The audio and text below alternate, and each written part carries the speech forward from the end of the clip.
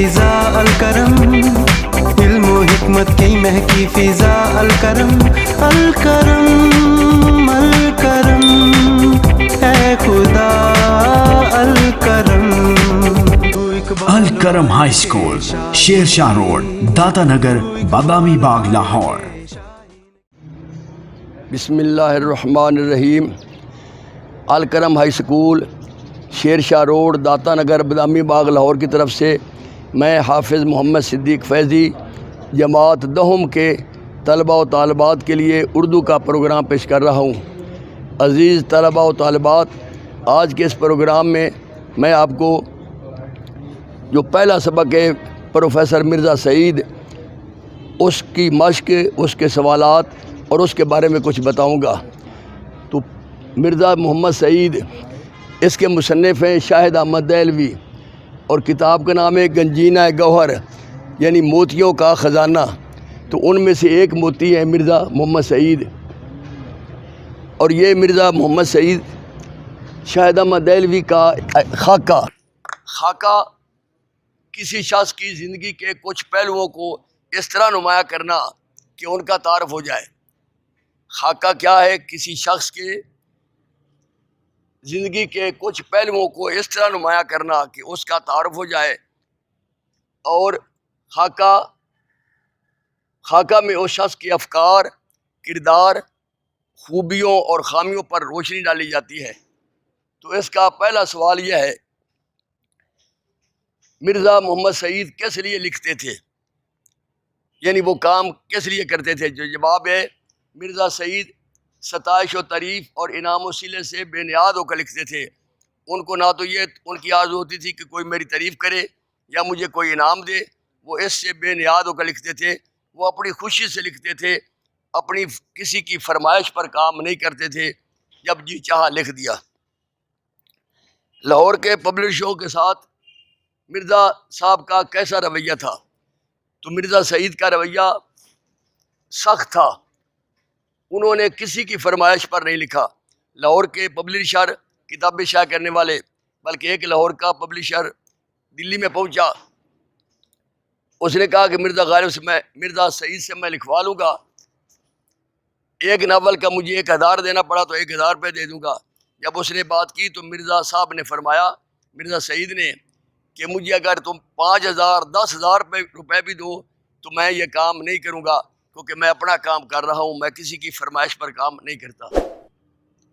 مرزا صاحب کی معرکۃ الآراء عظیم کتاب کا نام کیا ہے اور اس کی اہمیت، اس کا مرتبہ؟ تو اس کا جواب یہ ہے کہ مرزا محمد سعید کی معرکۃ الآراء کتاب کا نام ہے مذہب اور باطنیت، یعنی دین اور روحانیت، مذہب اور باطنیت۔ تو اس کا مرتبہ یہ ہے کہ اگر اردو کی 100 عمدہ کتابیں منتخب کی جائیں، چھانٹی جائیں، بہترین کتابیں، تو ان 100 کتابوں میں مرزا سعید کی یہ کتاب مذہب اور باطنیت ضرور شامل ہوگی، کیونکہ یہ بہت بڑی اہم کتاب ہے۔ سوال نمبر 4، مرزا صاحب کی کن 2 قومی شخصیات سے عزیز داری تھی؟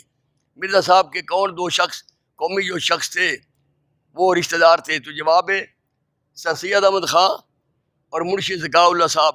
ان کے ساتھ پروفیسر مرزا سعید کی رشتہ داری بھی تھی، عزیز داری بھی تھی۔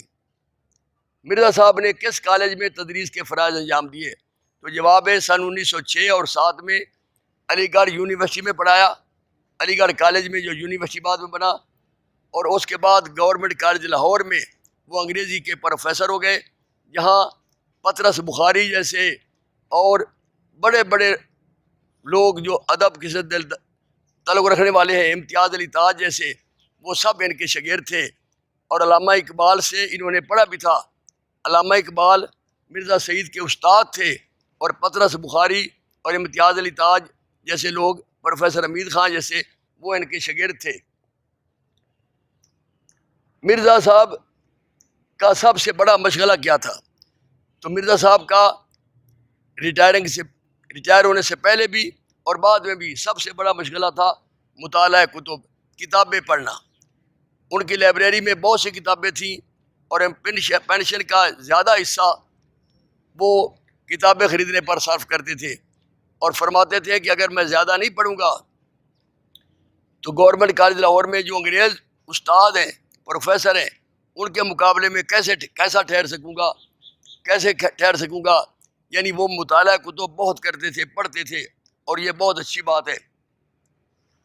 ایک پروگرام تھا دانش کدہ، اس میں شرکت کرنے کے لیے کیا فرمایا آپ نے.